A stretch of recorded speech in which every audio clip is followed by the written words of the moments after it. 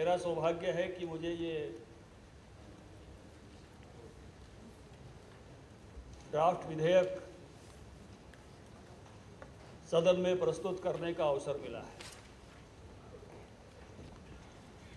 वर्षों से हम इस बात को महसूस करते हैं कि कोई भी घटना किसी भी इलाके में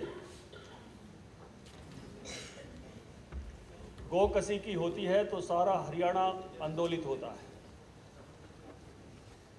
और सारा हरियाणा उसका एक ही प्रकार का दर्द महसूस करता है। बच्चों के मन में इस प्रकार की संजीदगी रहती है। इसलिए हरियाणा में जो हम ये विधेयक ला रहे हैं, ये विधेयक मुझे ये कहने में फक्र है कि देश का गोकसी को लेकर सबसे कठोरतम विधेयक होगा।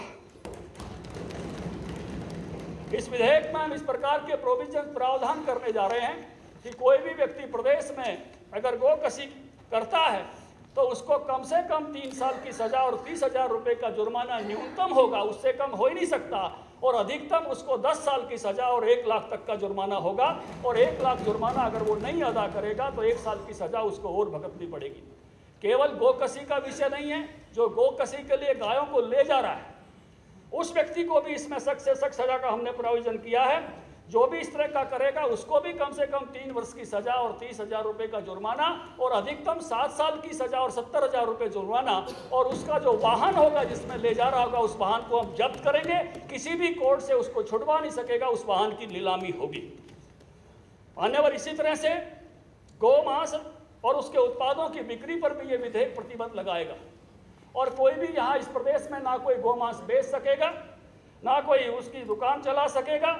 अगर इस प्रकार का कोई प्रयास व्यक्ति करेगा तो उसको भी 3 साल की सजा और 30,000 रुपये जुर्माना और इसमें भी अधिकतम 5 साल की सजा और 50,000 रुपये जुर्माना उस व्यक्ति पर होगा। इसलिए मैं गर्व के साथ कहता हूं कि जो विधेयक की रचना विभाग ने की है वो निश्चित रूप से आने वाले समय में गायों के संरक्षण के लिए जो रानी गायें हैं, गो अभयारण्य बनाने का प्रोविजन इस विधेयक में हम ला रहे हैं। सामूहिक रूप से गो पालन अगर गांव के लोग करना चाहते हैं, अपने अपने घरों में जगह छोटी बच गई है तो गो गृह की बात इसमें सोची गई है। और अभी जिस प्रकार से गौशालाओं का भी काम चल रहा है, आर्थिक दृष्टि से जो कमजोर गौशालाएं हैं उनके बारे में भी इसमें सोचा गया है। निश्चित रूप से घर में गाय आए और उसके बाद के भी जो प्रावधान हैं, जो आज की समय की चैलेंजेज हैं, चुनौतियाँ हैं, उन सब के बारे में सोचा गया है।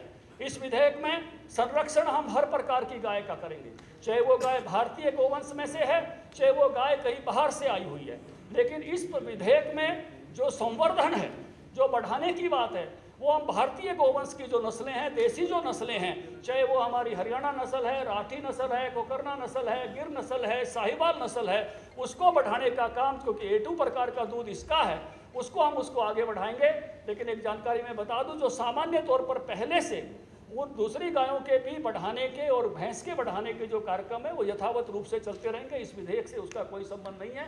इस विधेयक में जो बढ़ोतरी की बात है वो भारतीय गोवंश की है। इसलिए मैं निवेदन करता हूं कि ये जो विधेयक प्रस्तुत मैं कर रहा हूं, पूरा सदन इसको समर्थन करते हुए पूरी भावनाओं के साथ, सर्वसम्मति के साथ इसको पारित करेगा। ये निवेदन करते हुए मैं अपनी बात पूरी करता हूँ। प्रश्न है कि हरियाणा गौ संरक्षण तथा गौ संवर्धन विधेयक पर तुरंत विचार किया जाए। जो इस प्रस्ताव के पक्ष में कृपया हाँ कहें, जो इस प्रस्ताव के पक्ष में है कृपया ना कहें। हाँ पक्ष की जीत हुई, हाँ पक्ष की जीत हुई, प्रस्ताव पारित हुआ।